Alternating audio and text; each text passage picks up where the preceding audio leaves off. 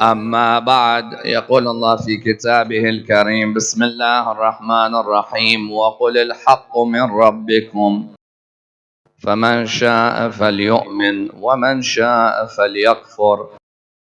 The first of our salawat in honor of Rasulullah Muhammad sallallahu alayhi wa alihi wa sallam. Allah.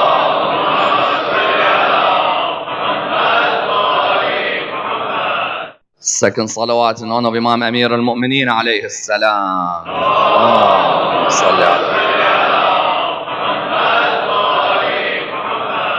Third, with your loudest voices in honor of the Imam of our time, Imam Sahib al-Asr wal-Zaman.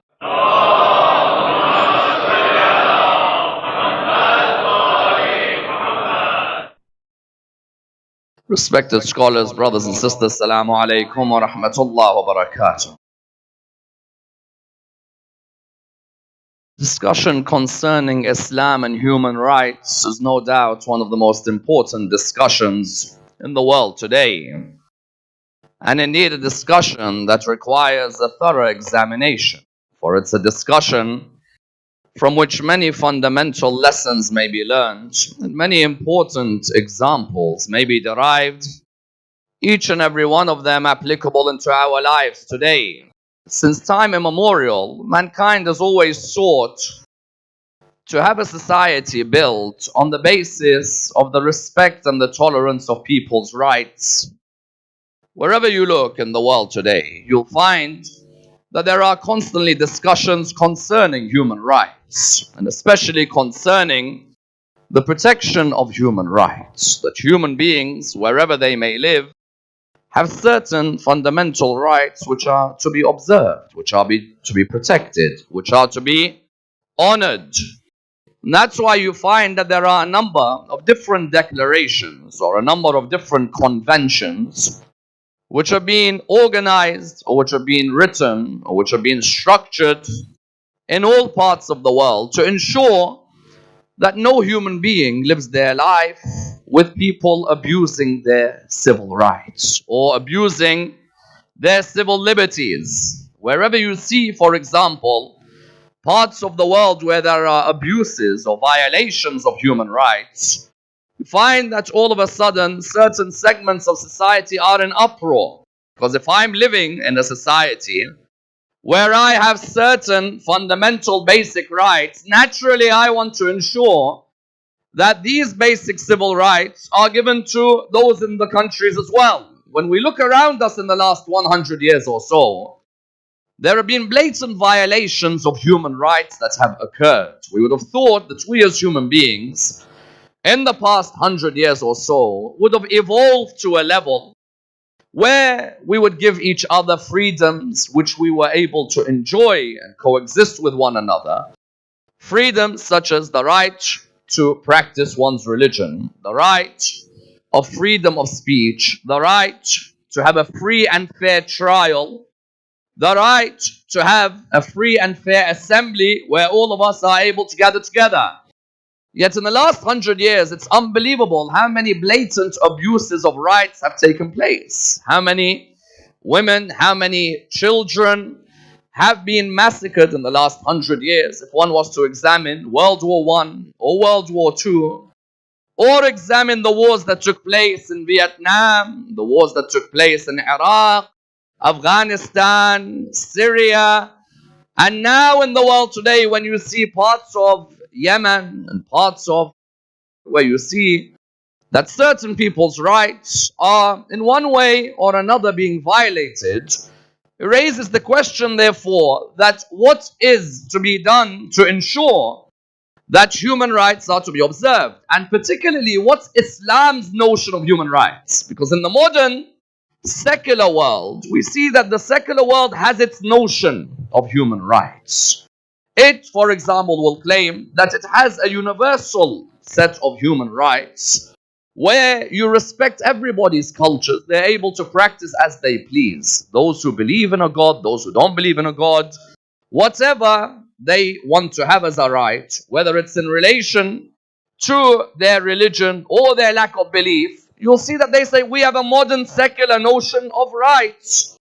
But when they ask the question in relation to Islam, because the religion that probably is under the most scrutiny for supposedly its lack of human rights is the religion of Islam. And we can't but help state that in certain Muslim majority countries, you'll find that there are what seems like human rights abuses. If you look, for example, in the last 30 years or so, and you examine countries which are majority Muslim countries, such as Pakistan, such as Saudi Arabia, such as, you'll find that there are moments where question marks are raised as to whether people were given A, the right to practice their religion or lack of, B, the right to a fair trial or lack of, C, the right to a fair assembly or lack of. If you look at those three majority Muslim countries, you'll find that those three majority Muslim countries have had moments where Christians have complained about their treatment in those countries.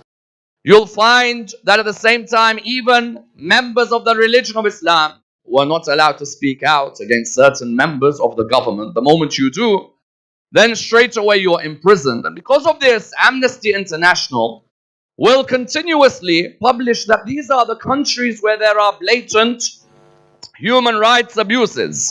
Therefore, the question arose that your religion, Islam, meant to be the path of God, but your Muslims are the ones who are furthest away from this path, that when they establish their states, they are the ones who postulate that Islam is the religion of human rights, but their countries are the furthest away from human rights. What that then means is that the framework for the discussion of human rights has to be re-examined.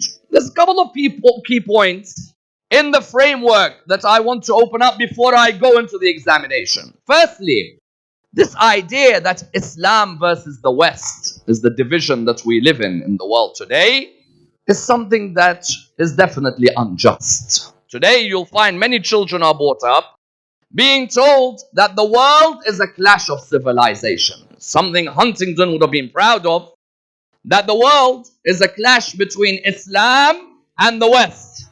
The West looks to look after your rights. Whatever your rights are that you call for, the West will look after. Do not worry, the West will protect you. Whereas Islam, this religion, is the most evil and archaic ideology that we have. Therefore, when many children grow up hearing Islam versus the West, Islam versus the West, this is somewhat problematic, because that child, when they grow up, they think therefore that Islam is a religion that offers no rights. Islam as a religion does not call for justice. Islam as a religion does not look for equality. Whereas the West is an area which looks after your rights, which looks after justice, which looks after equality, which would never trample on anything. That division on the first level is one of the greatest tricks that is being pulled in the world today. I do not deny that there are segments of Islam that may clash with the Western worldview, and that there are certain Muslims who have given the worst image you can ever give to a religion. Likewise, in the Western world, there are certain Western fundamentalists, extremists in their opinions, who have even come out as xenophobic and racist in theirs. Therefore, there is good in both, but there may also be bad in both. Secondly, I grew up in the West. Therefore, when you say it's Islam versus the West, how about the diaspora of Muslims in the West? There's a diaspora of all of us here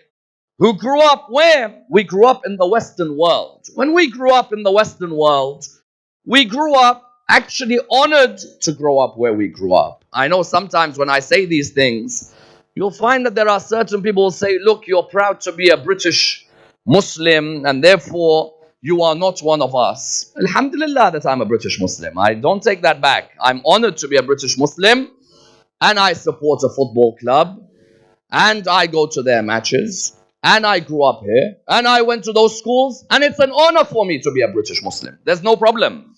But it's a shame when discussing the framework of Islam and human rights that you pit me against the society within which I lived. Yes? I am a Western Muslim in the sense that I grew up in the West. When I grew up in the West and you call this world now Islam versus the West, yes, there is a type of Islam, I agree with you. There is a type of West that I agree with you also needs to be re-examined as well. That's number one. Number two, to divide the world between civilized and uncivilized. This is a key area. As if the Western world, the first world, is so civilized. And the third world, the Muslim countries, are all uncivilized. This again is an unfair division and has to be clearly shown in the epistemology of this discussion. Why? Because there are parts of the third world that have had female prime ministers. There are parts of the first world that haven't. When you say that the uncivilized world is a world that gives no rights, there are ladies who reach the top of Pakistan and Bangladeshi politics. Do you agree? But Pakistan, because it's a majority Muslim country, is uncivilized. There are countries that claim to be the superpowers of the world. They couldn't take it when a lady ran for election to become president. They were going nuts. How is it? Can she? Will she? Is she? And she decided to go for, or they decided to go for somewhere else. When you divide human rights isn't an arrogant approach to mankind. I don't look at you as uncivilized and look at myself as civilized. All of us came from the same clay. All of us will return where? Clay. Therefore, when I want to put a framework of human rights, I'm not doing a favor as a Muslim making a framework of human rights for others. Rather, I'm trying to bring humanity as a whole together. That I recognize wherever you are in the world. There may be a child in the slums of Mumbai, in the slums and ghettos of Mumbai, who has the same hope as a child on the streets of Mayfair in London. Both of them are children. Both of them cannot be divided in a world where you are civilized and I am uncivilized. No, both of them have the same aspirations, seek the same goals. Therefore, those two disclaimers have to be made. Let's go into the discussion of Islam's position on human rights, and I'd like to do this in the following stages. What's more important, the word human or the word rights? Number one. Number two, what then is the ultimate goal of human rights in Islamic discussions and in Islamic thought? Number three, but doesn't following religion as a way of life restrict the human's growth? Number four, and of the utmost importance, aren't there Muslim countries with blatant human rights abuses? Number five, which two Islamic books from two Imams of Ahlul Bayt are the two most important books when laying out a discussion on human rights in the world today? Number seven, can you ever reach a universal human rights? Or are there people always going to have differences on human rights? And number eight, if Karbala was a court case for human rights, how many of the articles of the Universal Declaration were broken by Yazid? Let me examine this and dissect the topic in complete depth. Whenever anyone discusses human rights, their focus is on the word rights. The focus should be on the word human. There are many in the world today who have got this whole discussion completely wrong. In which sense? The sense that when you talk about human rights, it's very natural for me to bring about a certain number of rights. The right to freedom of speech, the right to religion, the right to, for example, education, the right to employment. But my concern isn't the rights. My concern is what's your definition of human? Yes? Because when you ask many in the world today, define human. If I ask all of you here in Leicester, all the viewers who are watching worldwide, what's human? What do we mean by human? When we look at what we mean by human, you find that our definition of what we mean by human can be looked at in different ways. One of the ways in which human is defined is that we are just a result of a set of chemical reactions. That's all. A set of proteins and amino acids came together, and that we were created after a period of an evolutionary process. We are animals in a jungle. we are taking a role of an animal in a circus, and the lights are going to be switched off soon. And then we're going to go 6 feet under. And that's it. That's one definition of human, because you'll find that that definition of human exists until today worldwide. When you ask somebody, what's a human? He says to you that my conception of a human is that we're all animals. There's no relation to something sacred. There's no relation to the fact that our intellect differentiates us from the world of the animals. No. All of us are a set of animals. And when we're a set of animals, there is not going to be any accountability for my actions that I perform in this world. Whatever I feel, or the society as a whole feels they want, that will be the way we progress. And if we make mistakes, then we make mistakes, so be it. As in, when an atheist comes to me and they say to me, human rights, I say, don't talk to me about the rights. Define for me you as a human. You as a human, what is your understanding of yourself and your existence? If your understanding of yourself as a human being is simply that you're a social animal who's moving in this world, who's trying to get a grip of an understanding of this world, and who eventually the lights will turn off on, irrespective of what their acts are, that's it, the game is over, then that for me can bring about a disaster. Why? Because it can result in a human being saying, okay, if that's the definition, then anyone who tramples on my rights, anyone who tramples on those rights, I'm willing to do what? I'm willing to kill them. Because if you look back at the discussion on Hitler and the Holocaust, if my conception of human is that I'm just an animal, then I am in a jungle and the world is survival of the fittest. Do you agree? If the world is survival of the fittest, what stops me from destroying your house? Or what stops me from destroying your country? We're all animals. We're all in a jungle. We have no soul. We're purely material. We exist in the material. If there are times we decide that our emotions will overtake us, so be it. If the law of the time punishes us, it punishes us. And if it doesn't punish us, then so be it. That conception of the human being is a very low conception. Because to say that the human being is a creation that has no soul, then what's the difference between a human being, a piece of wood, and a piece of iron? I ask all of you now. What's the difference? If a human being is an animal, and a piece of wood, and a piece of iron, none of them have a soul. Do we agree? So what's the difference between the three? You've degraded the human being to the extent now it's unbelievable when you see what the studies are in defining the human being. The studies in defining the human being are what? We are like a penguin. That's why I'm of that orientation. Or we are like monkeys. That's why I'm of this orientation. I, the human being, am defined the same as a penguin and a monkey. A penguin, I see it in that zoo, for example.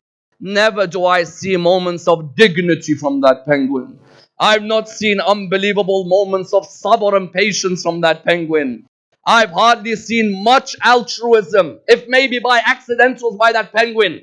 And me and the penguin are now on the same level, that both of us have no soul, both of us have no dignity. We just live in a world where eventually that world, the lights will just switch off.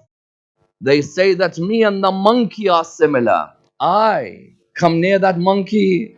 I look at the behavior of that monkey. And you're saying that I and that monkey are exactly equal to one another. A race that produced minds that were geniuses on this earth are compared to a species that has not left one book behind. I ask you now, which monkey left a book behind? Is there a monkey? Have you ever seen a book where the author is Mr. Monkey, oh monkey? Yes. Have you ever seen such a thing? You'll never see such a thing being left behind by a monkey. You look at the works of Shakespeare and Joyce and Wordsworth, and you look at the great minds of India and China and the great minds of Arabia. You look at that and you compare the human being, and you say that human means animal and part of a world of animals where it's survival of the fittest. Because that's when Hitler then says that the Aryan race is the most powerful race. Who are you to say he's immoral? Who are you? If Hitler says, you're an animal, I'm an animal, but I believe my animality is greater than your animality, and I want to destroy you, and that conception of human being then Hitler has every right to do what he does. Because even the framework of morality goes out of the window. Therefore, one opinion on the human being was what? The human being devoid of soul, no God, a result of a set of chemical reactions and mutations and adaptations, producing someone who lives for a certain time, and their morals are not innate, their morals are acquired and learned from some actions. That's one opinion. The second opinion was the Islamic conception of human. What was that? That the human being is a divine representative of God on earth. Please understand the difference between the two. The conception of human in Islam is that I'm a divine rep of God on earth. My Lord called me his Khalifa on the earth. Not only did my Lord call me his Khalifa, which brings about a responsibility within me. Adam was called Khalifa of Allah. Yet I also have a minor Khilafah in myself. I am therefore vested with a responsibility to look after the earth that I am a Khalifa on. To not even trample on the rights of an ant when I walk on it. When Sulaiman walked and he saw the ants in front of him. When he saw those ants, he wouldn't trample on them. Why? Because even the ant is a part of Allah's earth, and I am a Khalifa of Allah on the earth. Yes? Look at the difference between Islam's conception of human and the atheist conception of the human. Atheist conception of the human, yes, if you have to, at that stage, do something moral for the greater good, then so be it. Islam, no. I am number one, a Khalifa of Allah on earth. Number two, Allah created me with dignity as a human being. Does not the Quran say in Surah 17, verse number 70, وَلَقَدْ كَرَّمْنَا بَنِي آدَمَ. We have honored the children of Adam. With what? With our intellect. The aql of the human being. Which animal can come near the aql? Don't get me wrong. There are some humans who are lower than animals. Don't get me wrong. When a human doesn't use their aql, then that monkey example I take back. Because even the Quran says that when the human does not use their intellect, the cattle that you look at are worth more praise than them. Yes. But when the human uses their aql, that human who uses that inner hujjah, that inner proof from Allah subhanahu wa ta'ala, that human becomes higher than even the angels. Why? The angels have intellect, no emotion. The animals have emotion and no intellect. The human is both intellect and emotion. Therefore, when the human is able to use that aql, Allah said, وَلَقَدْ كَرَّمْنَا بَنِي آدَمَ. Bani Adam is not an animal who's a set of chemical reactions compared to a penguin. The Bani Adam is an honorable creation of mine. Number three, I breathed my ruh into that creation. My spirit, imagine yourself the dignity you have. That the spirit of Allah subhanahu wa ta'ala, part of you has that spirit of God. He created the ruh and that's within me. And you know why that's important? That ruh maintains a relationship between me and the heavens, no doubt. Yes? Myself and the heavens, I have a relationship with them. And how is this relationship proved in the Quran? The fact that Allah subhanahu wa ta'ala talks of fitrat Allah. The fitra, what is fitrat Allah? The fitra of Allah subhanahu wa ta'ala, which every human's created with. What's the fitra? The fitra that God created me with is this primordial nature, not a chemical reaction of accidents. A primordial nature which is able to differentiate between right and wrong. And its success comes in purifying its soul. When the world talks of human rights, there's no mention of soul. It's all talking about body. Do you agree? Nothing about the soul. Islam said, no. You talk about human rights, stop talking about rights. You as a human being have a soul. Perfect it, then perfect the world. Don't come and say that I want to perfect the whole world and introduce human rights and rights for everybody. Wait, if you yourself, your nafs is unclean, how are you meant to give rights to the world when you've not understood your own nafs? What did Imam has a lovely hadith attributed to him. Simple but beautiful. Man arafa nafsah faqad arafa rabbah. The one who knows their nafs knows their Lord. Simple as that. Why did Imam say that? Because I, as a human being, when I'm seeking to establish human rights, I have to make sure that I recognize that I have my nafs, which Allah gifted me with. That nafs can destroy society. That nafs, if it's controlled, can build the greatest society. When I want to build the UK, and I want the UK to have human rights for all, I cannot put a universal declaration of human rights for the UK without myself understanding my own composition as a human being. What's the four faculties in myself? The power of intellect, the power of anger, the power of imagination, and the power of desire. Look at the human in Islam and the human in everything else. Islam says you as a human being have quwwa aqliya, quwwa ghadabiyya, and quwwa shahwiyya. What are these? And quwwa wahmiyya. The power of your intellect is what differentiates you from any other creation of Allah subhanahu wa ta'ala. All these other creations, you'll find that when they believe only in the power of desire, that becomes their God. أَرَأَيْتَ مَنِ اتَّخَذَ إِلَهَهُ هَوَاهُ. Have you seen the one who made his desires his God? Do you agree that there are humans in this world who their desires is their God? Would you believe there are certain humans now, you ask him, what are you? He gives you his sexual orientation, doesn't tell you how he is as a human. I don't need to know about your private life. I was just asking, sorry, what are you? Oh, I'm... No, I don't need to know about your private life. That your private life is between you and what you're doing in your house. Some people, their desires became their identity. Others, their anger made them destroy countries because they wanted to usurp oil or diamonds, and they don't care what... The Islam said, no, you as a human, you have a nafs. That nafs that you have, the more you control it, the more closer you'll get to building a society where rights are established. I cannot go around building a human rights declaration focused on the rights when we haven't even figured out what we humans are.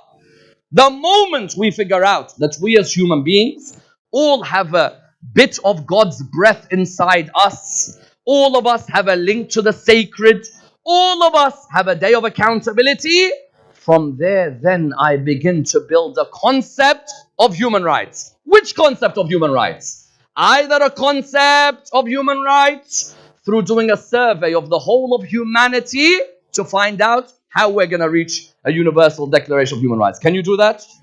Can you go around 6 billion people in the world today, ask every single one of them, what do you think should be our rights? And you, and you, and you. We have Jehovah Witnesses come to our house in an area and we quickly want to push them out.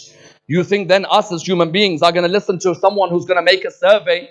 That survey, what's your survey? My survey is, what are your opinions on a declaration we want to make for human rights? Tell me, does it make sense that we're going to have 6 billion people all give their opinion? And even if they all gave their opinion, are we all going to agree? Are we all going to agree as to what the human rights should be? Some, I say, morally, innately with us, we will agree that, for example, the right to have your property protected, we'll all agree on.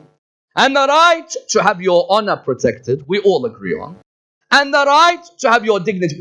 But then there's other rights. You're going to give me an answer. They're going to give me an answer. Everybody's going to give me a different answer. Therefore, one way in which I was going to establish human rights, according to Islam, is you do a survey of the whole of Leicester. Hold on. We have to do a survey of Birmingham. Hold on. Survey of Bradford too. Hold on. Survey of Mexico City, if you don't mind. Hold on. Survey of North Africa. No. Instead of all of that, the survey came directly from the heavens to the earth. How did it come directly from the heavens to the earth? Number one, you want human rights? Ask the creator of the human what rights should be established. The creator of the human being is the one who provides me with a manifesto of human rights. But how did he allow us to get closer to these rights? By sending us prophetic figures who taught us those rights. Do you agree? If Allah subhanahu wa ta'ala had not sent prophets, I would complain to him. I'd say, you said to me to worship you. Never showed me prophetic examples of how.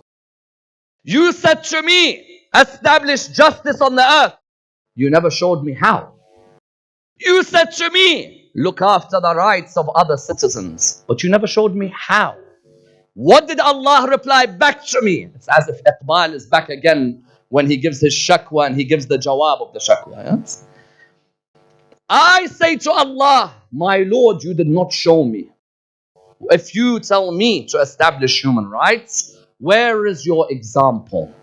Some religions made God have a son to show. Islam said we don't need to make him a son. We'll send you prophetic examples, and those prophetic examples are the ones who are going to show you the path towards establishing human rights. So what are prophets? What's Adam? What's Noah? What's Abraham? What's Moses? What are these prophets? These prophets highlighted to us one important thing. I'd like everyone to understand this. What's the goal of human rights? The goal of human rights is to reach God through the perfection of one's soul and the souls of society all together. Meaning what? Some said that the goal of human rights was to establish justice. No. Justice is a means. God is the end. Justice is the means. God is the end. The problem we have in the conception of human rights in the world today, there's no God. Every Tom, Dick and Harry is giving his opinion. And when everyone starts giving their opinion about human rights, then every human being is going to give you a completely different answer as to what the human rights are. And before you know it, our society is destroyed. Before you know it, an act that was seen as being disgusting 40 years ago, today is cool. 40 years ago was disgusting. It was a psychological disorder. Today, it's cool. It's a fad. Let's try it. You only live once. If that one could be made cool, who said that incest one day is not going to be made cool? Why? They should easily say incest can be made cool one day. Who said that someone cannot turn around one day and say that there are other activities that the human says, my right, who are you to stop? No. Ultimately, human rights cannot be established without the goal of building human rights to get to God. The means are establishing justice and equality. Yes? Not just justice and equality. The means, therefore, is God's religion on the earth. That religion of God on the earth, through certain personalities, establishes a framework which builds a society where people's rights are not infringed. And within that religion, please focus with me on this area, because there are too many people listening to my Majalis now who are on the verge of atheism, but they don't reveal it to their parents because they don't want to let down their parents, but they don't believe anymore. And we have to go back to the very building block of why we believe in God, in religion, and so on. When I say that religion is the best for the building blocks of society, because religion's conception of mankind is a wonderful conception, not a penguin or a monkey, not a set of accidents, but a dignified creation of God on the earth. Number two, religion says that the means to establishing human rights is to call for justice and to call for equality, but that the ultimate aim is the recognition of God's presence in your life and a day of accountability. And that number three, there are laws which are established within the fiqh system that automatically ensure that human rights are observed and society is not destroyed. Someone says, what do you mean? Please understand this point. If I allow anybody to start giving laws about what makes human rights, then we can end up with a society where we destroy each other. When there is no more God and there aren't laws which have been sent to us from the heavens, we could end up destroying each other. Someone says, how? A person says, it's my human right to drink alcohol. There is a pub in Leicester, or I'm going clubbing, and while I'm clubbing, it's my right to have the Jack Daniels, to have the Bacardi. I don't know these things. I see the list of them, which is there sometimes. When you're sitting somewhere, people give you the list. You want wine list, sir? You want this list? You find that there are people out there, they say, it's my right to have alcohol drunk. That person calls for human rights. Where does your conception of this right come from? Says, well, I just feel like it. I feel that society, if it has alcohol, is a society where people are happy. I ask all of you, when Islam came and said that alcohol is prohibited, why? To make people's lives boring, or to ensure we don't trample on each other's dignity? Don't you agree? When Islam came and said that alcohol is forbidden, there is a system of law that says alcohol is forbidden. Why? I don't want people to be excited. I don't want people to be happy on a great night out, chilling with all their friends. Islam did not want that. No, Islam said we don't want a child on the way back from school being run over by a drunk driver. That's what we don't want. You're telling me about human rights. You've introduced laws where all those rights can never be established. Why can they not be established? They cannot be established for one simple reason. They're all contradictory. Let's build a society. Get the lollipop lady. Get the lollipop lady. Put the lollipop lady on the zebra crossing. Put the zebra crossing. Put 40 miles per hour. Put 30. Put 20. Put 10. You can put all of these to establish rights for that child. While that pub across there or that off license is selling freely, all of these are contradictory. Throw them away. Because when that child ends up dying, that child who ends up dying, why? Why? You said Islam versus the West. Islam ruined that child's life. Islam came and said alcohol is a poison. It's a poison. It brings about pedophilia. Do you know how many children are sexually abused every year because of alcohol? How many children are sexually abused? We want to build a crime unit in Leicester. What's your crime unit for? To ensure that pedophiles don't abuse kids. Remove the off licenses. Remove the access to alcohol. Remove the conception morally that alcohol has to be part of a night out. Wallah, every year you hear the guidelines for alcohol. Don't drink when you're pregnant. Why? Why not? Why not? It's medically bad for you. Only there. Only when you're pregnant. If you've realized it's medically bad in pregnancy, and you've realized you have alcohol rehabs everywhere. Everywhere you have an alcohol rehab. When you've realized this, then you turn around to me and say, I don't need religion to tell me what's good or what's not. I'm not going to impose my religion on you. But do you think what my religion is saying is irrational or rational? What my religion is saying is building a society where there isn't contradictory rights. Right of a person to drink alcohol, but then at the same time, let's try and protect all of our children. How are we going to protect our children if you're building a society where people have the right to get towards the key to all the sins that you'll find in the world? Vinnie Jones, football player, famous football player who retired, speaking recently about they used to be part of that crazy gang at Wimbledon. Very famous gang of football players. Those days, Wimbledon and Arsenal, and most of the British clubs were known for having drunk football players. If you look, for example, Tony Adams, Ray Parlour, a lot of these, they talk about their football past. Every single one of them is giving a lecture now about how to stay away from alcohol. When you're telling me now how to stay away from alcohol, so what was your problem with Islam?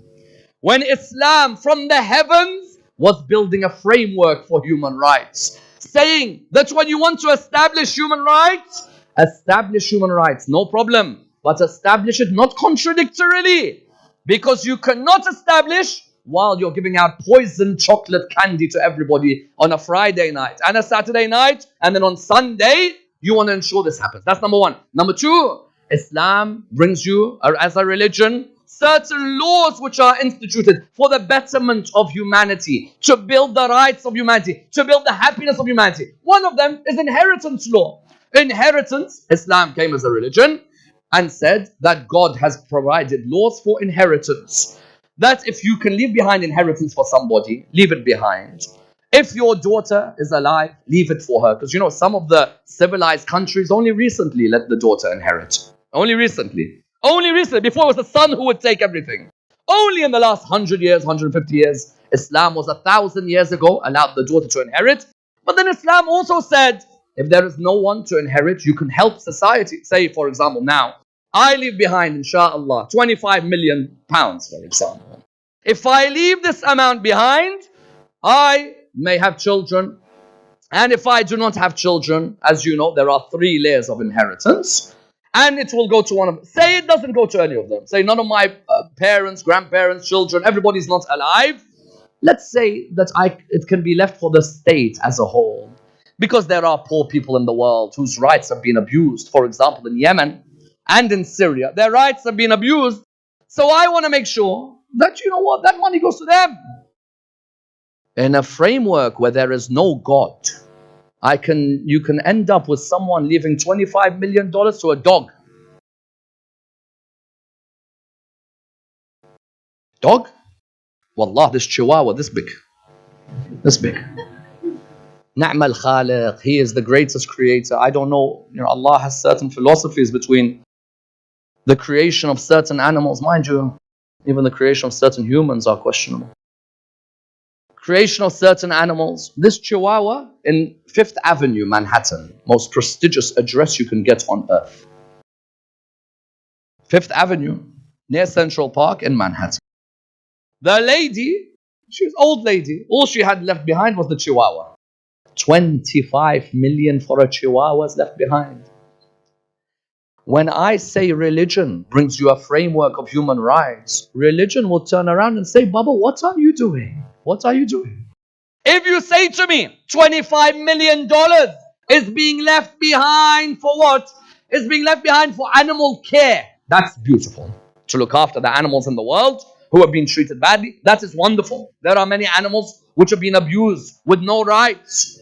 But to tell me that leave 25 million for the pedicure and the manicure of a chihuahua, la'natullah on such a framework. Wallah. Wallah. There are children sitting in the slums of Mumbai. There are children sitting in West Africa cannot have bread. Allah subhanahu wa ta'ala knew that. He set a code. The code was that there are laws to be instituted. These laws provide a framework where you do not trample on others' rights. They allow you to understand that you have a soul, not just a body. Your soul should feel a responsibility. You as a human being should feel dignity. I leave 25 million for a chihuahua. 25 million for a chihuahua. Therefore, when we said that the root for a framework for human rights, the means was to establish what? Was to establish justice. And the end was that I return back to my Lord the way He created me. With a sense of what? With a sense of dignity and a sense of respect. And that's why you look at Al Muhammad, nobody represented this framework of human rights like two imams of the imams of Al Muhammad. And by the way, I could talk about all 14 of them. I could talk about all 14 Ma'soomeen, but there are two in particular. If their two books are read by mankind, forget mankind. If their two books are read by their own people, if their two books are read by all of us, and you build a manifesto of human rights on these two, believe you me, this world will see rights looked after and protected, not rights abused and violated. The first one, Nahj al-Balagha, no doubt. That's the first one. Nahj al-Balagha, which I mentioned a few nights ago, of Sharif al-Radi, and the sermons of Imam Ali is a whole framework for human rights, because no human in the history of mankind established justice in his goal to achieving human rights like Amir al-Mu'mineen alayhi salam. Nobody. There's nobody. And you know why I say there's nobody? The only companion of the Holy Prophet who non-Muslims love is him. This man, non-Muslims would write books about him. As if in one human they saw the whole meaning of rights. One human. If you haven't read it, I ask you before Muharram finishes, read this book. Imam Ali, Voice of Human Justice. It's on Google. Available online. You can read the whole thing. If you type it in Google, you'll find it. Imam Ali, Voice of what? Human Justice. Justice is not the ends. It's the means. The ends is God. Imam Ali alayhi salam, when George Jordak, a Christian Lebanese, wrote the book, not Muslim. Muslim? Muslim. Muslim curses on a Friday prayer. Ali, they cursed him. Christian wrote a book. Ali, son of Abu Talib, Imam Ali, the voice of human justice. You want to know human rights? He says, look at this man. Firstly, the very meaning of dignity in a human is him. Penguin, monkey. This is what we came down to in the 21st century? That the human was reduced to an animal? Not us. Not us. He says, Ali, voice of human justice. Nahj al-Balagha, within it there are lines which establish human rights. Of them, a line that all of you should have in your heart. O Malik, people are of two types. They are either your brothers in faith or your equals in humanity. Simple. Wallah, there is not one non-Muslim who I have said this line to who has not been enamored by the moment they heard it. As if that fitrah which had a connection to Allah became alive again. People are of two types. Look at this wonderful conception of human rights. They are either your brothers in faith, if you're a Muslim, Muslim. Christian, Christians. Jews, Jews. Hindu, Hindu. Sikh, Sikh. Or they are my equals in humanity. I'm not coming here to say that I'm going to provide a framework of human rights because you're lower than me. You Hindu, you Sikh, you Buddhist, you atheist, you're low. No, no, no. No. Ali ibn Abi Talib within the Nahj. Framework. People are of two types. They are either your brothers in faith or they're your equals in humanity. When you build a society, you honor the rights of the fellow members of religion, but don't trample on the rights of the non-Muslim. Don't trample on their rights. You know, a Christian man, he has a shield. And Imam Ali sees the shield and he says, that's my shield. He says, no, it's mine. He says to him, no, it's mine.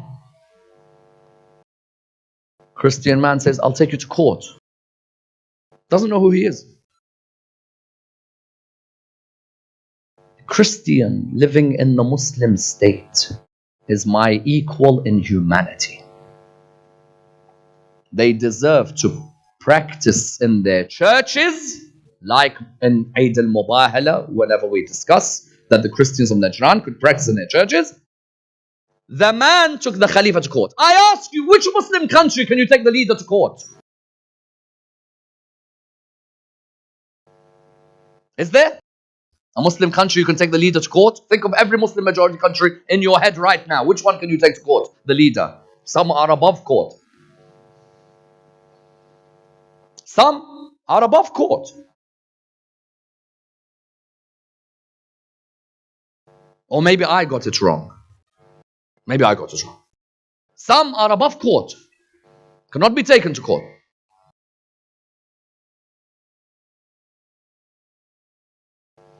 Imam Ali alayhi salam is taken to court. And when he's taken to court, does he say, how dare you take me to court? I'm the Khalifa. I am the leader. I am your king. I am your imam. No. Just go to court. Judge looks at him and he's thinking, oh, Khalifa's here. And Christians here. So says, Abul Hassan, and Imam looks at him and says, you don't call me by my title and you call him by his name. It's unjust.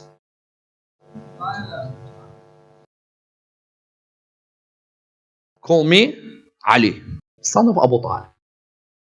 How many titles we've given Muslim leaders in the world today. No wonder people don't believe Islam has human rights. Ali, son of Abu Talib, that's my name. And his name says to him, Ali, do you have witnesses that this is yours? He goes, no. He goes, that's it, so I have to award it to the Christian. This Christian was in disbelief. Because when he left the court, he turned around and he said, I witnessed something today I've never seen. Islam was it? He said, I took the Muslim caliph to court. When I took him, he never said he was the caliph. A judgment went against him. And he accepted the judgment. If that man is not God's representative on earth, then I don't know who is. Allah.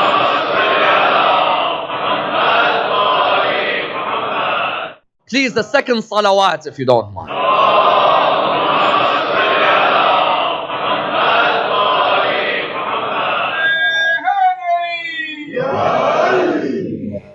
Imagine, you take the Caliph of the Muslims to court. Why did he do that? Why did Imam Ali establish this? He wanted to highlight basic human rights is that number one, you don't arrogantly view other humans.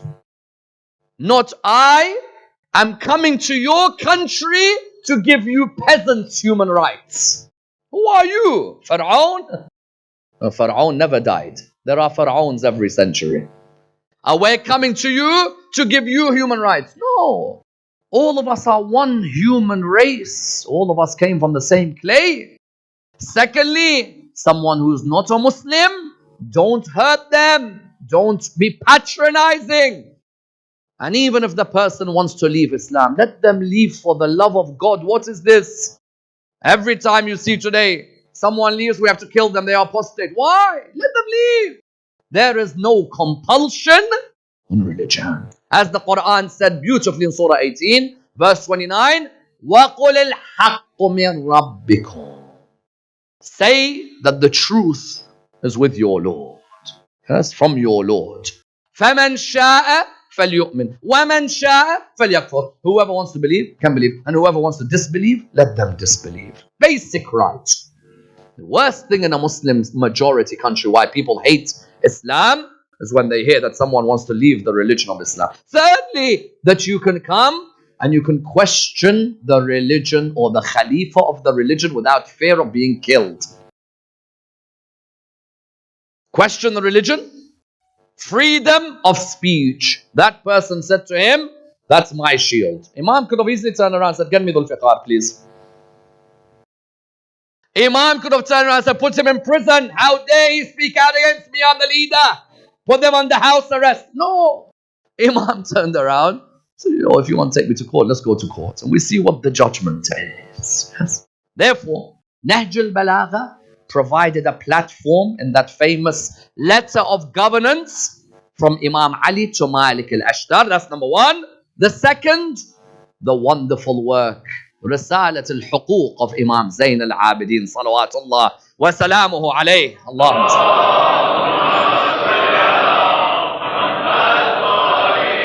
Hands up, how many here have read Risalat al-Huquq from cover to cover? And be truthful, I don't mind if someone hasn't, but we can make it a resolution now that we begin to become a community of Iqra and not WhatsApp.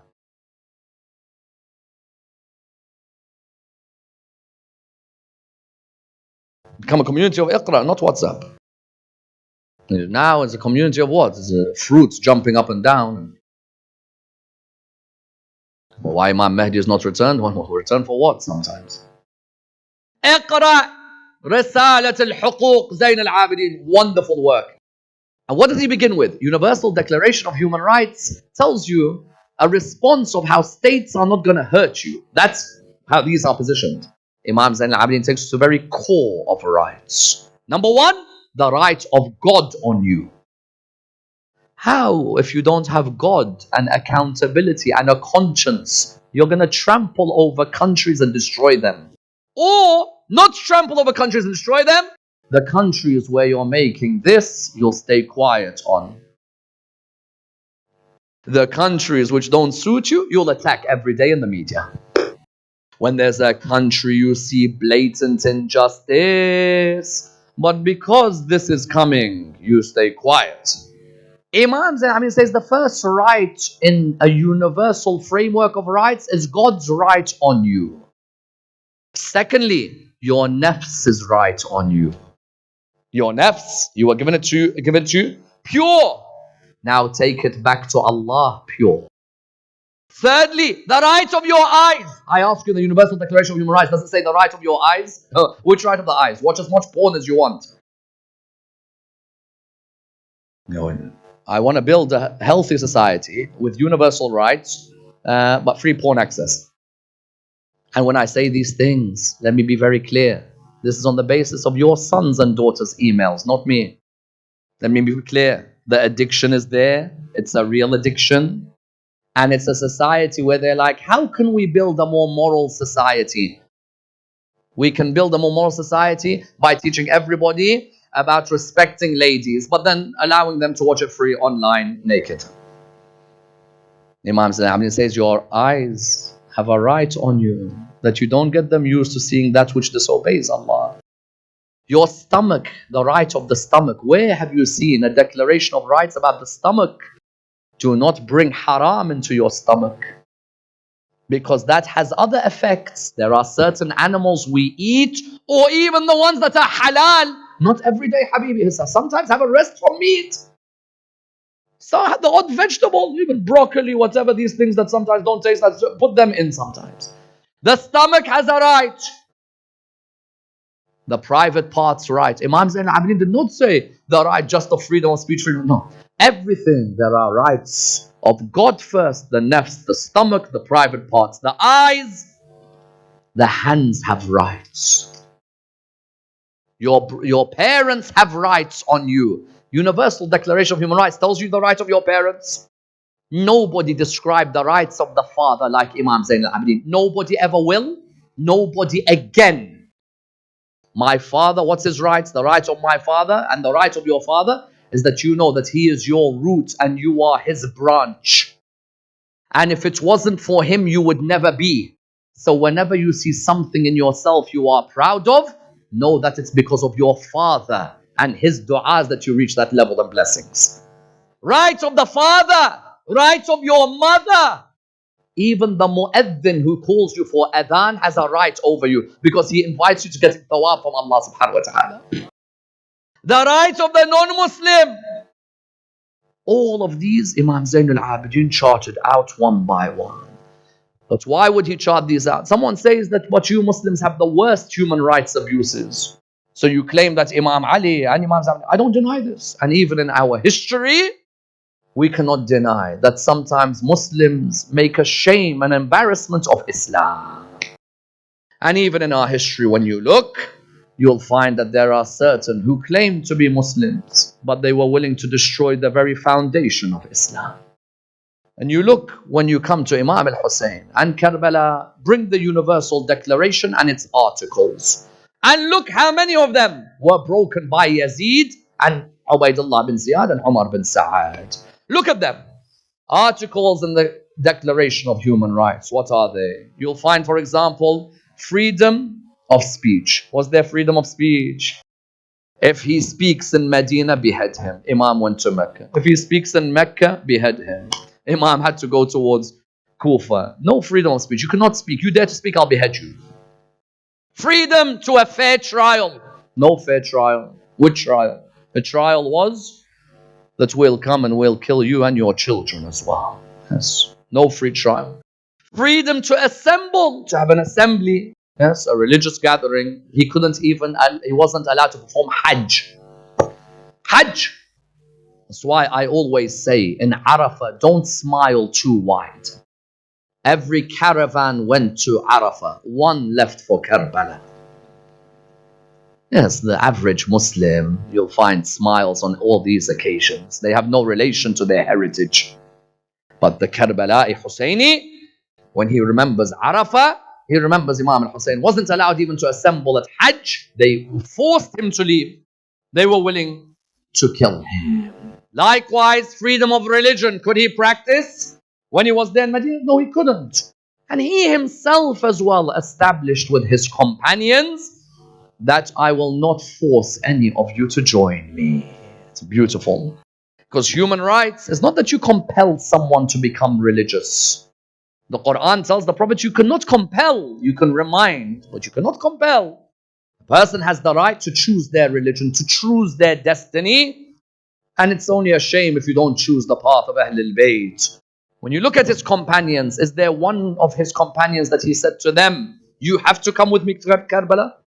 Not one. All of them were given the option. And it did not matter if you were a companion who was completely agreeing with him everything or not, black or white, all lives matter. Don't you agree? You look at the army of Imam al-Hussein, and he made it clear for you. Some were from Turkey, some were from Kufa, some were from Abyssinia. Not one of them did he force to remain at Karbala. Wallah, on the night, you see those beautiful lines on the night of the 10th of Muharram. Look at the human rights framework of Abu Abdullah. They have come to kill me. All of you can go home. But beautiful. Only the son of Ali ibn Abi Talib can talk like that. Wallah. They have come to kill me. All of you can go home. Although I am the Imam, I'm not going to force any of you to remain behind. One by one, those companions stood up like soldiers. Wallah. Wallah, you will never see companions like my companions. Doesn't he say this? There are no companions as loyal as my companions. Each one of them, the embodiment of loyalty, one by one. And even if somebody wanted to, for example, had the right to leave Yazid's army and join Imam al-Hussein, they wouldn't give anyone that right, but some of them left Yazid's army to join Imam al-Hussein. Of them, Hur bin Yazid al-Riyahi. Yes. Hur bin Yazid al-Riyahi, commander of the opposition, he noticed the companions of Imam al-Hussein alayhi salam, and he saw that these companions freely come towards God. Their goal was God. Their goal wasn't justice. The means was justice and speaking out against injustice, but the goal was God and building a God-centric world. And that Hur bin Yazid al-Riyahi, commander, a brave warrior, and he made that decision. He looked around at those around him, and one of them said to him, if they asked me who the bravest warrior in Kufa was, I'd say Hur bin Yazid al-Riyahi, but I see that you are suddenly overcome by something. And he made it clear, now I choose between heaven and hell. Okay? Now is a decision for me to make. Is it right that I trample on the rights of the children of Abi Abdullah? Is it right that I trample on the ladies of Abi Abdullah, the wives, the sisters, the daughters? This is not something which is establishing human rights. And yet you see the beauty of Imam al-Hussein alayhi salam. Some of us may have turned around if Hur came and asked us for forgiveness. We may have turned around and said, no, we do not accept. But Imam wanted to show, no, on the contrary, we want to build a world of forgiveness, a world where people have their rights to choose which path they want to take and to choose their destiny. Hur came towards him and he put his head down as he approached the Imam, because he knew very well that I have let down Abu Abdullah. And he came to him and he said to him, Abu Abdullah, I beg you, forgive me. Imam al-Hussein said to him, Hur, do not worry. And it's as if the poet describes this wonderfully. He says, as if Imam al-Hussein said to him, I am embarrassed from you that you have come as my guest. I cannot give you water. Hur bin Yazid al-Riyahi came out valiantly that day at Karbala, a wonderful shining example that the Imams of Ahl al-Bayt would later praise him. لَنِعْمَ الْحُرْ حُرْ بَنِي رِيَاحٍ صَبُورٌ عِنْدَ مُشْتَبَكِ الرِّمَاحِ لَنِعْمَ الْحُرْ إِذْ حُسَيْنَ وَجَادَ بِنَفْسِهِ عِنْدَ الصَّبَاحِ.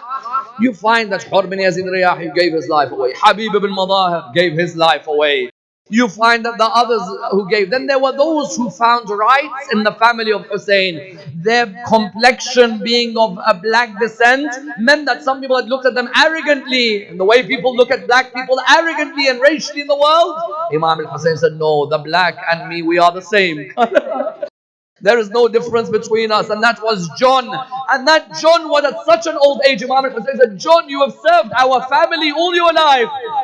He said to him, Abu Abdullah, let me serve you finally. He said to him, but Hur, you don't have to. He said, Abu Abdullah, then what do I answer your mother Fatima when I meet her? Allahu Akbar. And those lovers of Fatima Zahra, this is for you. What do I answer your mother Fatima when I meet her? You know that Hur, he came out valiantly. كيف ترى الكفار ضرب الأسود بالسيف ضربا عن بني محمد أذب عنهم باللسان واليد أرجو بها الجنة يوم المورد. He came out, he fought valiantly. Wonderful moment. When he fell on the ground, he called out, Assalamu alaikum.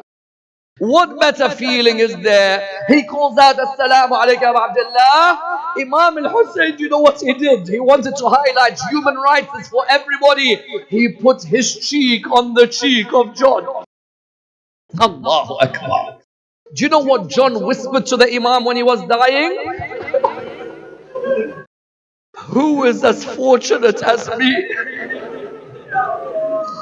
And who is as fortunate as me that the cheek of the grandson of Rasulullah is on me? Allahu Akbar. How fortunate can you be, O John? Then you had Zuhair ibn al-Qayn. Allahu Akbar. Zuhair ibn al-Qayn, he came out to Imam al-Hussein. He saw Sayyidah Zainab, said to him, are you sure these companions are loyal? Zuhair ibn al-Qayn said to her, my mistress Zainab, Sayyidati, I'm willing to have my life cut into pieces, my body cut for you and for Ahl al-Bayt alayhim as-salam. That Zuhair ibn al-Qayn came out on the battlefield that day in Karbala. Notice all of them when they come out, they read poetry to highlight just how much they love Al Muhammad. Ana زهير وأنا ابن القين أضربكم بالسيف عن حسيني إن حسينا أحد السبطين من عترة النبي الزكي الزيني ذاك رسول الله غير المين يا ليت نفسي قسمت قسمين. He came out, he fought valiantly, he had one wish. What was it? He said to Abu Abdullah, my wife Dayla, if I die, Allahu Akbar, my wife Daylam, make sure she's with Zainab. It's as if they all knew Karbala finishes. No, it doesn't finish on the 10th of Muharram. It just started on the 10th of Muharram. He said to him, Abu Abdullah, please, my wife, let her be with Zainab. Imam said to him, no problem. They cut Zuhair ibn al-Qayn's body into pieces. Wallah, there were so many people attacking him that Imam al-Hussein came running out. May Allah give patience to Imam Sahib al-Zaman. How much pain did Abu Abdullah and his companions endure just to stand up for human rights? Daylam saw her husband's body being attacked. She remained patient until when? Until the night of the 11th of Muharram. She says that all these ladies, they were tired. Some of them, their dress was on fire. Others of them were running from tent to tent. Others of them, their sisters and daughters were slapped. She said all of them had gathered around Zainab because Zainab was their tent. They all slept next to Zainab.